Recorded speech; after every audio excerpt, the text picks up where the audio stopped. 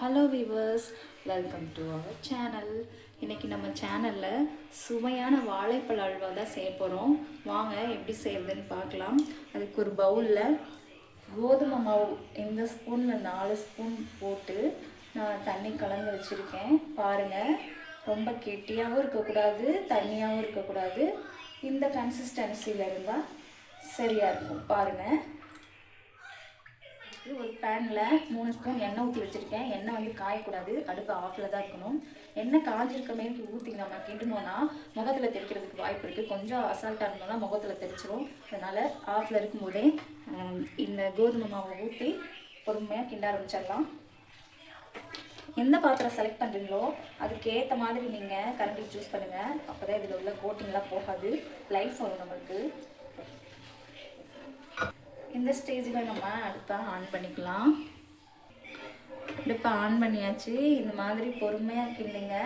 நான் ஹெல்த்தியாக இருக்கணுன்றதுக்காக கோதுமை மாவு தான் இதுக்கு செலக்ட் பண்ணியிருக்கேன். உங்களுக்கு எந்த மாவில் செய்ய விருப்பமோ அதை நீங்கள் எடுத்துக்கலாம். எந்த மாவில் செஞ்சாலும் டேஸ்ட்டாக இருக்கும். ஆனால் ஒவ்வொரு மாவுக்கு ஏற்ற மாதிரி டேஸ்ட் வந்து டிஃப்ரெண்ட்டாக இருக்கும். இதை கைவிடாமல் கலந்துகிட்டே இருக்கணும், இல்லைன்னா கட்டியாயிரும். பாருங்கள், இந்த மாதிரி கலந்துக்கிட்டே இருக்கணும். வாழைப்பழ அல்வா செய்கிறதுக்கு நான் இந்த வாழைப்பழம் தான் செலக்ட் பண்ணியிருக்கேன். இது எந்த வகையான வாழைப்பழம்னு தெரியல, இதோட பேர் எனக்கு கரெக்டாக தெரியல. உங்களுக்கு இதோட பேர் தெரிஞ்சால் கமெண்டில் சொல்லுங்கள். இந்த வாழைப்பழத்தில் 5 வாழைப்பழத்தை பிச்சு நான் கட் பண்ணி மிக்ஸி ஜாரில் போட்டு அரைச்சி எடுத்து வச்சுருக்கேன். இதோட சேர்த்து 2 ஏலக்காய், 4 முந்திரி போட்டு அரைச்சி எடுத்து வச்சுருக்கேன். இதோ இந்த ஸ்டேஜில் இப்போ ஆட் பண்ணிக்கலாம். கோதுமை மாவு போட்டு கலந்து ஒரு 3 நிமிஷம் கழித்து இதை ஆட் பண்ணிங்கன்னா சரியாக இருக்கும். அப்போ அந்த கோதுமை மாவோட பச்சை ஸ்மெல்லாம் போயிருக்கும். ஜாரில் ஒட்டி இருக்கிறதெல்லாம் வேஸ்ட் பண்ணாமல் எல்லாத்தையும் அப்படியே எடுத்து போடுங்க. உள்ளுக்க கையோட ஜாரை கழுவி வச்சுருங்க. கொஞ்சம் நேரம் கழித்து கழுவணுன்னா வாழைப்பழம் அரைச்சது வந்து கழுவுறதுக்கு ரொம்ப கஷ்டமாயிடும். நம்ம வீட்டில் யார் பாத்திரம் விளக்குனாலும் விளக்குறவங்க பாவம் தானே. கொஞ்சம் அதுக்கு டைம் ஸ்பெண்ட் பண்ணி நீங்கள் ஃபஸ்ட்டு அதை கழுவி வச்சுருங்க. இந்த மாதிரி பொறுமையாக கிண்டி விடுங்க. இந்த அல்வா வந்து ஹெல்த்தியாகவும் நேச்சுரலாகவும் இருக்கணுன்றதுக்காக நான் எந்த ஃபுட் கலரும் இதில் வந்து ஆட் பண்ணலை.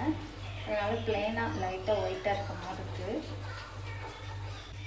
நம்ம ஏற்கனவே கலந்த கோதுமை மாவும் வாழைப்பழம் மிக்சரும் நல்லா மிக்ஸ் ஆகி வரணும். அதுங்க இந்த மாதிரி நல்லா மிக்ஸ் ஆகி வரணும். வாழைப்பழத்தை வந்து நீங்கள் அரைக்கும் போது ஸ்மூத் பேஸ்ட்டாக அரைக்காமல் கொஞ்சம் வாழைப்பழம் இந்த மாதிரி தெரிகிற மாதிரி அரைங்க. சாப்பிட்றப்ப நல்லாயிருக்கும்.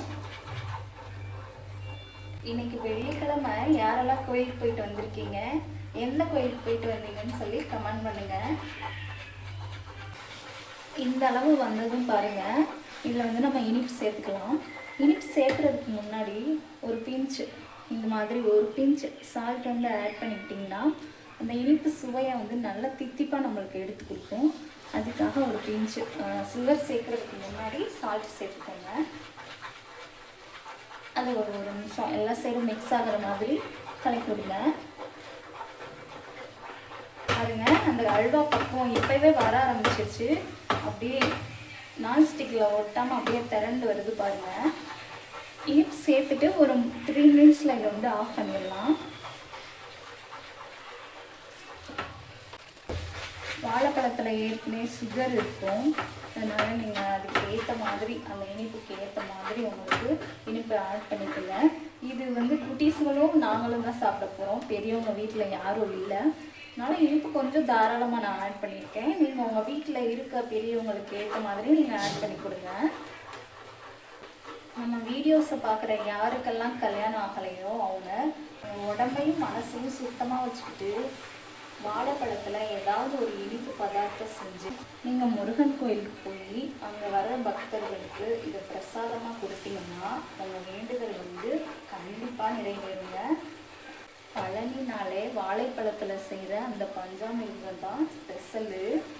வாழை வந்து வாழை தான் வச்சோம், வாழையாக.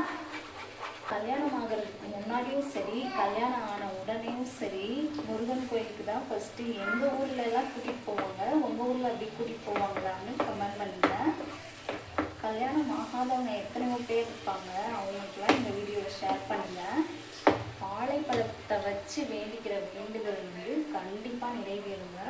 முக்கியமாக கல்யாணம் ஆகாதவங்க வந்து முருகன் கோயிலுக்கு டேரெக்டாக அங்கே போக முடியலைனாலும் உங்கள் சரௌண்டிங்கில் இருக்க கோயிலுக்கு போய் வேண்டிக்குங்க. இந்த பதிவு வந்து நான் வீடியோக்காக சொல்லலைங்க. அந்த முருகப்பெருமானுக்கு வந்து கல்யாண பாக்கியத்தை கொடுக்குற சக்தி பல மடங்கு இருக்குது. நிறைய பேர் அதில் பயன்பட்டுருக்காங்க. நீங்களும் அது போல் வேண்டுதல் வச்சு உங்கள் வேண்டுதல் நிறைவேறிடுச்சுன்னா நம்ம கமெண்ட் பாக்ஸில் வந்து கமெண்ட் பண்ணுங்கள். அதை பார்த்தா எனக்கு ஒரு சந்தோஷம், பார்க்குறவங்களுக்கும் சந்தோஷமாக இருக்கும்.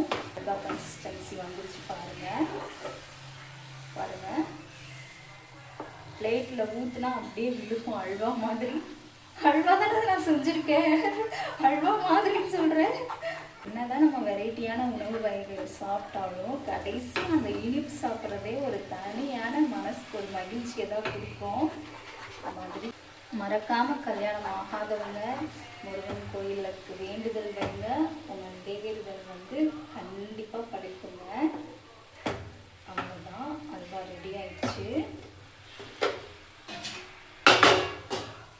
பிளேட்டில் கொட்டுறேன் பாருங்கள், இவ்வளோ அழகாக விழுகுதுன்னு. வாவ்!